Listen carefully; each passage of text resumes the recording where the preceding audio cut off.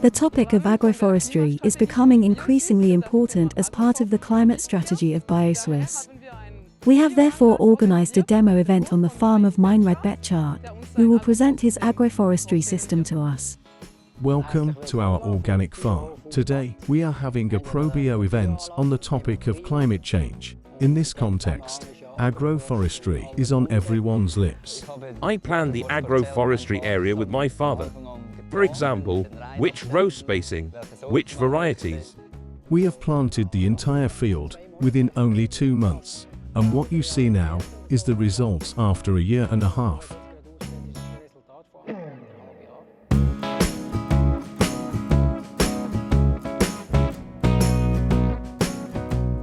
Agroforestry systems are becoming increasingly important because they are a good way of storing carbon in the soil. At the same time, they also help to reduce the negative effects of climate change on the farm. For example, by providing more shade, which means less evaporation, more water is retained in the soil, and biodiversity is promoted. Root growth promotes soil life. This then leads to more humus in the soil. These are complex, multiple synergies that result from agroforestry systems. The special thing about agroforestry systems is that they work with a symbiosis between the trees and the crop plants. They help each other during droughts or heat waves, or during heavy rainfall, and they help with nutrient exchange.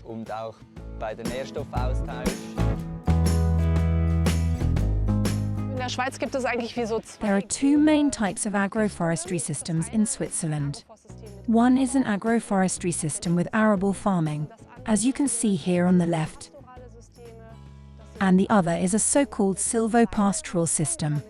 These are agroforestry systems with pasture or grassland utilization. However, they are not really that different from traditional orchards. The main difference is that the trees are planted in such a way that they are adapted to mechanization.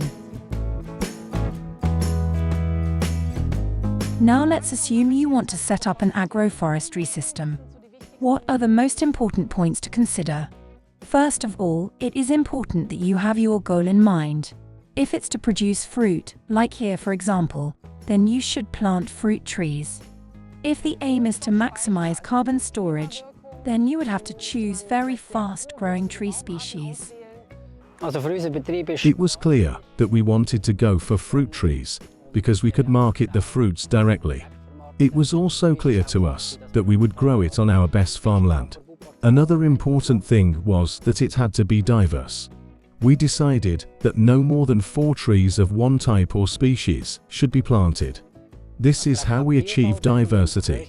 The greater the diversity in an agroforestry system, the more effective the symbiosis between the plants below and above the soil. The total area covers 2 hectares. It starts at the bottom of the neighboring plot. After 6 meters comes the first row of trees. The distance between 2 rows of trees is therefore 12 meters. This is due to mechanization with 3-meter wide machines for soil cultivation. Here we see a typical part of how the entire agroforestry system should look in the future. There is an apple tree over there by the woodpile. The next apple tree is 10 meters away. In the middle we have a timber tree, a maple. In between we have 2 buckthorns, and on the other side a buckthorn and a willow.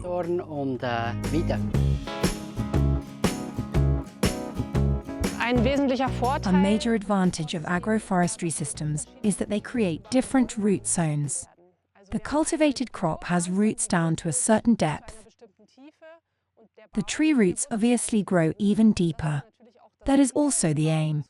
To grow the tree in such a way that it spreads below the root zone of the cultivated crop. To achieve this, of course, you have to help a little. For example, by cultivating the field relatively close to the row of trees so that the lateral roots are consequently cut off. The idea is to utilize as much space as possible between the trees. It is called a multi-level system. You can plant potatoes below the ground. Then we have the cereals, or lettuce, or strawberries in the rows of trees. On the second level, we have shrubs with berries, fruit or wood, followed by normal trees, mostly fruit trees. Finally, the timber trees grow up to the fourth level.